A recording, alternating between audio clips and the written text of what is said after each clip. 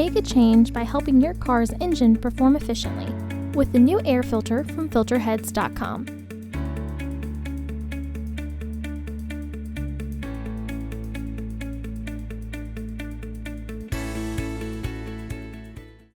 To access the air filter, first open the hood.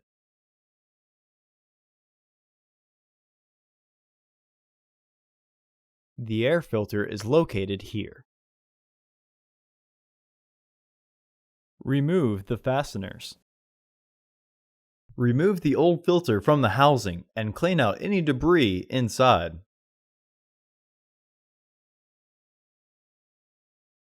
Install your new AF5190 filter into the housing.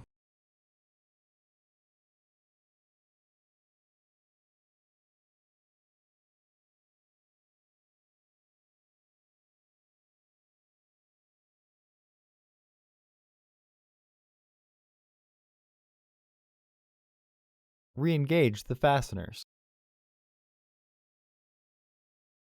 Close the hood.